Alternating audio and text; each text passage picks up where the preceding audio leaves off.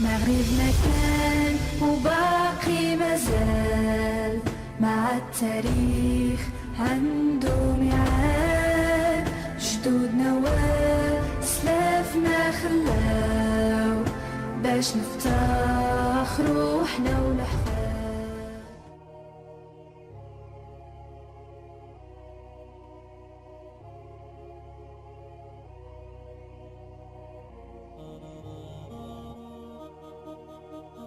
Assalamu alaikum wa rahmatullahi wa barakatuh. Il y a eu au fil du temps des personnages mythiques et légendaires qui sont imaginés par l'esprit humain. Mais ce génie berbère, lui, est bien réel et il va réaliser l'impossible. Alors que personne ne croyait en lui, qui aurait pu imaginer qu'il allait devenir le premier aviateur de l'histoire?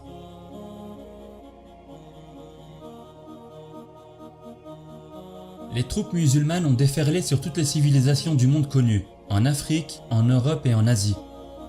Après la conquête, plusieurs familles du Maroc et du Maghreb vont s'installer à Al-Andalus, amenant avec elles leur savoir-faire, dont la famille berbère de notre scientifique qui avait participé elle aussi à la conquête du territoire. Et c'est en l'an 810 qu'il verra le jour dans la ville de Ronda.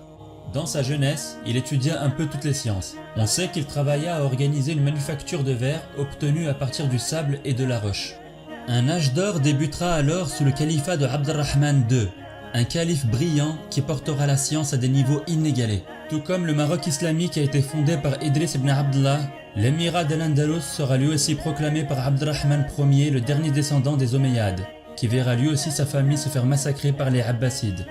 Cordoue, la capitale d'Al-Andalus, est devenue une véritable métropole. Sa mosquée est un véritable chef-d'œuvre. Les hommes et les femmes de science sont nombreux dans la ville.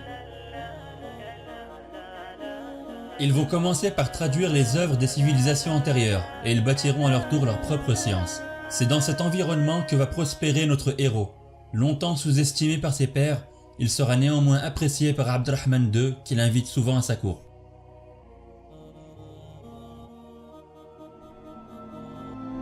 كل الأشياء تعود إلى الفكرة، سيرتها الأولى وفصلها الأخير، صورة قد لا يصلح لها إطار، لكنها اختيار لا يقبل البديل. وهناك في مكان ما بداخله كان من الممكن أن تموت الفكرة من تلقاء نفسها أو أن تعيش رغماً عن مخاوفه. ولأن الجنون ابتكار إنساني اختاره هذا البطل الأندلسي. Un homme se fait interpeller par son ami, mais qui est-ce? Il s'agit bien évidemment de notre héros. Il semblerait que la discussion se transforme en dispute. Son ami ne veut pas le voir entreprendre une idée folle qui pourrait lui être fatale.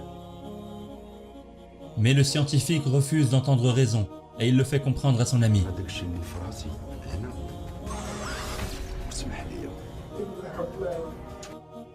Ce dernier semble désespéré et invoque Allah contre son désespoir.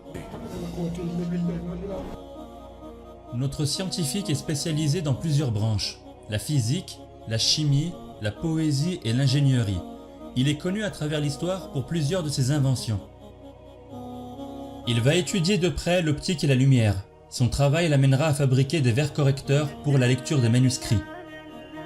C'était très important, surtout durant cette période, où les musulmans traduisaient les livres anciens.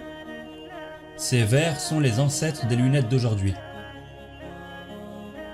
On lui doit l'invention du parachute. Bien qu'il nous est difficile aujourd'hui de décrire l'esthétique de son parachute, nous en avons une petite description. Il aurait fabriqué un manteau avec des plumes d'oiseaux et avec succès, il va amortir sa chute du minaret de la mosquée de Cordoue. Il fera une découverte majeure. Il va construire une machine pour tailler le cristal de roche, que l'on appelle le quartz. On s'en sert pour les bijoux et dans bien d'autres domaines. Grâce à lui, Al-Andalus n'avait plus besoin d'importer le cristal de roche taillé en Orient. Mais toutes ces innovations importantes paraissent peu devant ce qu'il va accomplir. أحلامه ابتعدت عن الأرض واقتربت أكثر من السماء. شدة الخوف هي التي منحته الشجاعة ليدفع المستحيل إلى حافة الممكن.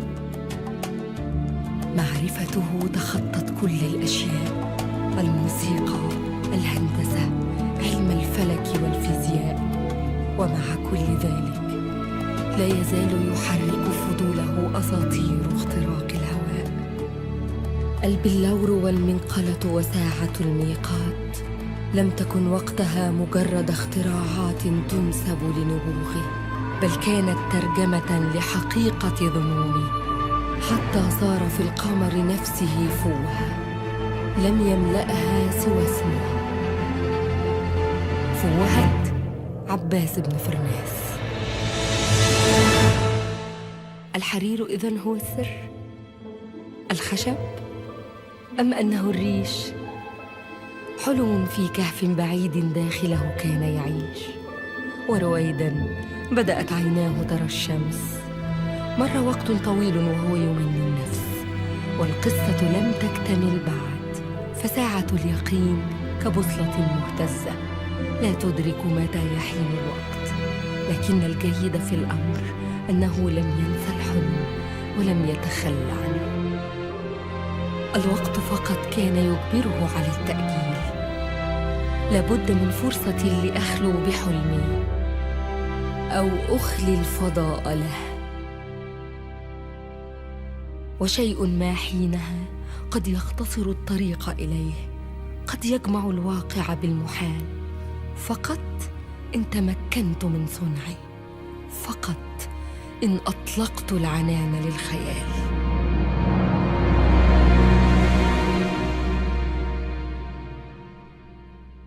كل شيء ينتظر: الطيور، البشر، السماء، الأرض والشجر.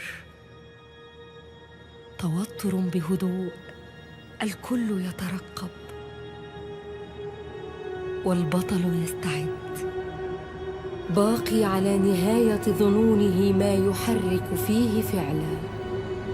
وساعة الصفر باتت هي القوة المطلقة، تدق الآن بتوقيت المستحيل. Durant plusieurs années, Abbas ibn Farnas va construire une machine volante, et à l'âge de 70 ans, il se donne rendez-vous avec l'histoire.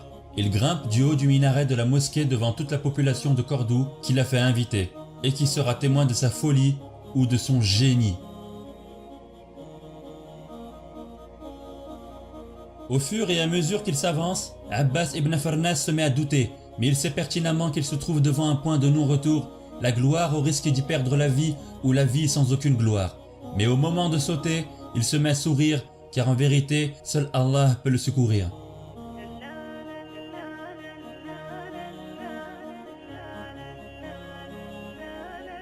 Toutes les civilisations l'ont imaginé, mais cela reste un rêve inaccessible. Et pourtant, Abbas ibn Farnas va le concrétiser durant un temps considérable.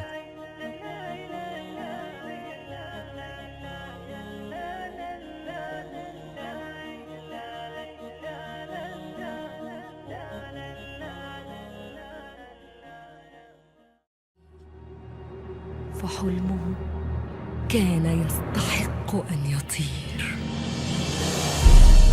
لحظات بدت فيها السماء أقرب، حتى الأندلس صارت أوضح، تبدو من خلف السحائب أجمل بكثير من أن توصف، تتلألأ كالماس، الهواء مفعم بالأنفاس، والكلمات يغلفها السكون. أفكاره التي كانت بالأمس صورا لخيالات مشنوقة، اليوم وفوق صفحة السماء باتت مرسومة. حلمه الذي اختار تصديقه في تلك اللحظات يصنع الميلاد. كان من المفترض أن تكون النهاية سعيدة كوجوه الناس، كتلك اللحظات التي عاشها ابن فرناس. فقط لو فكر مليا قبل الهبوط كيف يكون السقوط.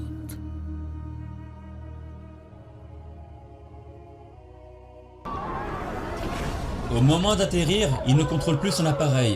Son ami court après lui. La tristesse l'envahit lorsqu'il le voit s'écraser au sol. Vient-il d'être témoin de la mort de Abbas ibn Farnas? Le visage de son ami change soudain d'expression. Un espoir survint lorsque Abbas ibn Farnas se mit à réagir. Son ami se précipite pour le soutenir car il s'est brisé les deux jambes ainsi que le dos. Mais pour Abbas ibn Firnas, le jeu en valait la chandelle. Il se souviendra plus tard que les oiseaux atterrissent sur leur queue pour amortir l'atterrissage, alors que sa machine volante, elle, n'en disposait pas. Tout le monde est en émoi devant l'exploit scientifique du berbère volant, qui a survolé le ciel durant 10 minutes.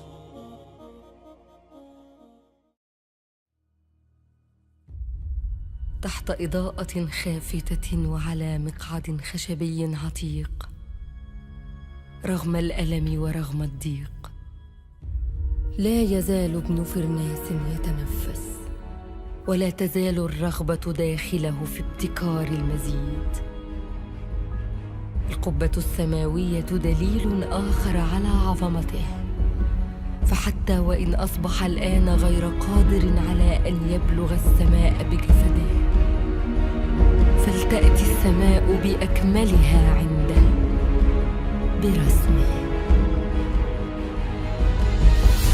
من يولد في هذه الدنيا ويبدع لا يمكن أن يموت. أكثر من 1000 سنة مضت والفكرة لم تمت، فالذين يغيرون الحياة في الحقيقة لا يغادرونها، بل أن الحياة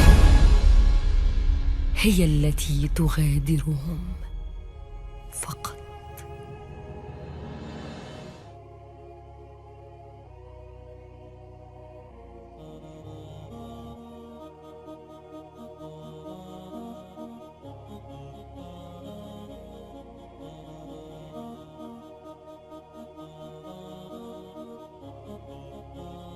Abbas ibn Firnas était un génie incompris, mais envers et contre tous, il va à tout jamais marquer l'histoire pour ses nombreuses inventions.